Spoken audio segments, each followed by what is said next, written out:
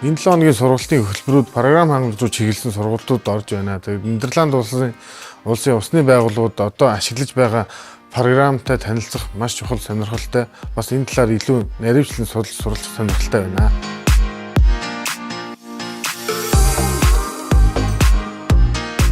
Сэтгэл маш өндөр байна.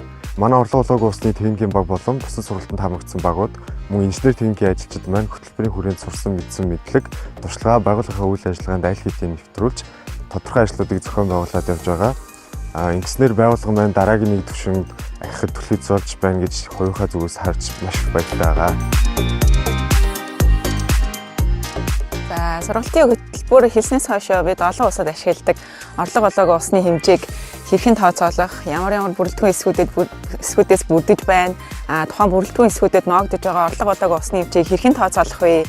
Мөн бидэнд цугларсан байгаа түүхэн датанууд маань хэрхэн түүндээ дүн шинжилгээ хийх вэ зэрэг аргачлуудаас уралцаад явж байна. Энэ 7 хоногийн хувьд бол ус хангамжийн шугам сүлжээний алдагдлыг илрүүлэх шинэ технологийн талаар, хөрөнгийн удирдлага, төлөвлөлтийн тооцоололт, гэмтэл гарах татамжийг хэрхэн ашиглаж байгаа талаар, мөн гидравлик загварчлалыг оновчтой хийх тухай WEY компанийнхаа мэргэжилтнүүдээс маш сонирхолтой практикийн танилцуулга сургалтуудыг авч байна. Манай баяхан буцаж очоод дээр дурдсан Q3 төслөө ус угийн удирдлагууд болон бусад ажилчид мөн мянган сорилтын санд танилцуулж амжилттай хэрэгжүүлэхийг хүсэж зорж ажиллаж байгаа. Энэ төслийг амжилттай хэрэгжүүлж чадвал манай байгууллагын орлого олоогүй усны хэмжээ тодорхой хувиар буурч бодит дүр үзүүлсэн сайн төсөл болно гэж бид үзэж байгаа. Эцэст нь туршлага судлах сургалтуудыг зохион байгуулж байгаа мянган сорилтын сан болон WEY компани компанида хамт олонныхоо өмнөөс болон өөрийн зүгээс маш их талархж байгаа илэрхийлж байна.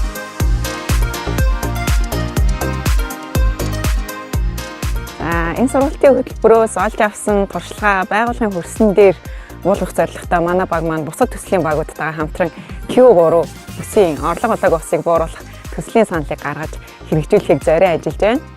Харин миний хувьд сургалтын явцад орлого олоогүй усыг тооцоолох, түүний дотор усны алдагдлын цуглуулсан түүхэн датан дээр дүн шинжилгээ хийх, бодит алдагдлын бүрэлдэхүүн эсхийн анализ, үндсэн шалтгааны дата анализ болон бусад анализын аргачлалуудын эхний байдлаар байгууллагатай танилцуулан үйл ажиллагаандаа нэвтрүүлэхээр мэдлэгээ хуваалцсан ажиллах болно.